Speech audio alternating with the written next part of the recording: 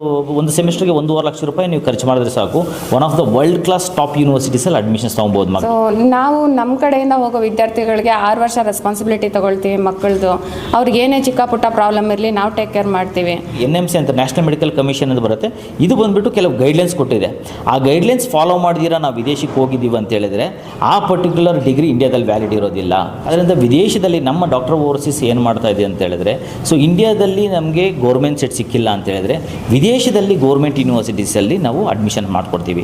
I am Hari Narendra ಅಂತ, I am the managing director. Madam ಅವರು doctor Bhagyashree, she is the founder CEO of the organisation. Doctor ಓವರ್ಸೀಸಿಂದ ಈ ದಿನ ಚಿಕ್ಕಬಳ್ಳಾಪುರದಲ್ಲಿ MBBS ಗೈಡೆನ್ಸ್ ಸೆಮಿನಾರ್ ಕಂಡಕ್ಟ್ ಮಾಡಿದ್ವಿ.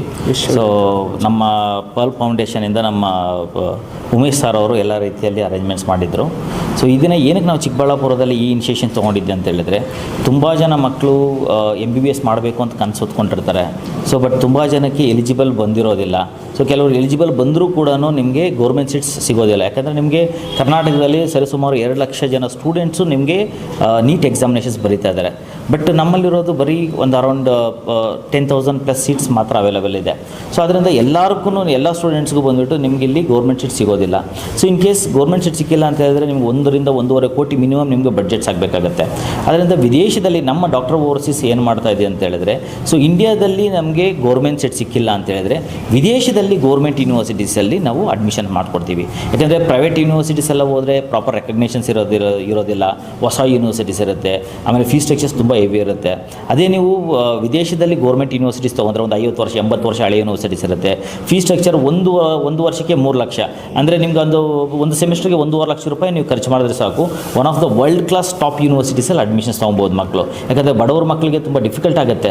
ಯಾಕಂದರೆ 1 ಕೋಟಿ 2 ಕೋಟಿ ಅಂದರೆ ತುಂಬ ಡಿಫಿಕಲ್ಟ್ ಆಗುತ್ತೆ. ಸೊ ಅದರಿಂದ ಮಕ್ಕಳಿಗೆ ಎಲ್ಲ ರೀತಿಯಲ್ಲಿ ಗೈಡೆನ್ಸ್ ಕೊಟ್ಟು, ನಿಮಗೆ ಯಾವುದೇ ಕಂಟ್ರಿಲಿ, ಈಗ ರಷ್ಯಾ ಇರ್ಬೋದು, ಉಜ್ಬೇಕಿಸ್ತಾನ್ ಇರ್ಬೋದು, ಕಿರ್ಗಿಸ್ತಾನ್ ಇರ್ಬೋದು, ಜಾರ್ಜಿಯಾ ಇರ್ಬೋದು, ಅರ್ಮೇನಿಯಾ ಇರ್ಬೋದು, ನೀವು ಯಾವುದೇ ಒಂದು ಪರ್ಟಿಕ್ಯುಲರ್ ಕಂಟ್ರಿ ನೀವು ಚೂಸ್ ಮಾಡ್ತಿರೋ ಎಲ್ಲ ಕಂಟ್ರೀಸಲ್ಲೂ ಗೌರ್ಮೆಂಟ್ ಯೂನಿವರ್ಸಿಟೀಸ್ ಮಾತ್ರ ನಾವು ಗೈಡ್ ಮಾಡ್ಕೊಡ್ತೀವಿ. ಸೊ ಮೇಯ್ನ್ ನಮ್ಮ ಮೋಟ್ ಆಫ್ ಡಾಕ್ಟರ್ ಓವರ್ಸೀಸ್ ಏನಂತ ಹೇಳಿದ್ರೆ, ಸೊ ಮಕ್ಳಿಗೆ ಬಂದುಬಿಟ್ಟು ತುಂಬ ಜನ ಬಂದುಬಿಟ್ಟು ವಿದೇಶಕ್ಕೆ ಹೋಗ್ಬಿಟ್ಟು, ನೀವು ನೋಡಿರ್ತಾರೆ ಆ್ಯಕ್ಚುಲಿ ನ್ಯೂಸಲ್ಲಿ, ಹತ್ತತ್ರ ಒಂದು ಸರಿಸುಮಾರು ಒಂದು 15,000 ಪ್ಲಸ್ ಸ್ಟೂಡೆಂಟ್ಸು ವಿದೇಶದಲ್ಲಿ ಓದ್ಕೊಂಡು ಬಂದುಬಿಟ್ಟು ಇಲ್ಲಿ ಎಲಿಜಿಬಲ್ ಬರ್ತಾ ಇಲ್ಲ.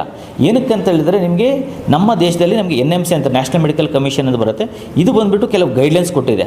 ಆ ಗೈಡ್ಲೈನ್ಸ್ ಫಾಲೋ ಮಾಡಿದಿರಾ ನಾವು ವಿದೇಶಕ್ಕೆ ಹೋಗಿದ್ದೀವಿ ಅಂತ ಹೇಳಿದ್ರೆ ಆ ಪರ್ಟಿಕ್ಯುಲರ್ ಡಿಗ್ರಿ ಇಂಡಿಯಾದಲ್ಲಿ ವ್ಯಾಲಿಡ್ ಇರೋದಿಲ್ಲ. ಸೊ ಅದರಿಂದ ತುಂಬ ಮಕ್ಕಳಿಗಾಗಲಿ ಇಲ್ಲಾಂದರೆ ಪೇರೆಂಟ್ಸ್ಗಾಗಲಿ ಅದ್ರ ಬಗ್ಗೆ ಮಾಹಿತಿ ಗೊತ್ತಿಲ್ಲ. ಸೊ ಆ ವಿಚಾರವಾಗಿ ನಾವು ಎಲ್ಲ ರೀತಿ ಮಾಹಿತಿ ಕೊಡೋಕ್ಕೋಸ್ಕರ ಕರ್ನಾಟಕದಲ್ಲಿ ಪ್ರತಿಯೊಂದು ಡಿಸ್ಟಿಕ್ಕು ನಾವು ಟ್ರಾವೆಲ್ ಆಗಿ ಪೇರೆಂಟ್ಸ್ಗೆ ನಿಮ್ಗೆ ಎಲ್ಲ ರೀತಿಯಲ್ಲಿ ಗೈಡೆನ್ಸ್ ಕೊಡ್ತಾ ಇದ್ದೀವಿ, ಫ್ರೀ ಗೈಡೆನ್ಸ್ ಕೊಡ್ತಾ ಇದ್ದೀವಿ. My name is Bhagyashree, doctor Bhagyashree. ನಾನು ಏನಕ್ಕೆ ಗೈಡೆನ್ಸ್ ಮಾಡ್ತೀನಿ ಅಂದರೆ, ಇವಾಗ ತುಂಬ ಜನ MBBS ಮಾಡೋಕ್ಕೆ ಬರ್ತಾರೆ. ಸೊ ರಾಂಗ್ ಗೈಡೆನ್ಸ್ ಎಲ್ಲ ಸಿಗುತ್ತೆ.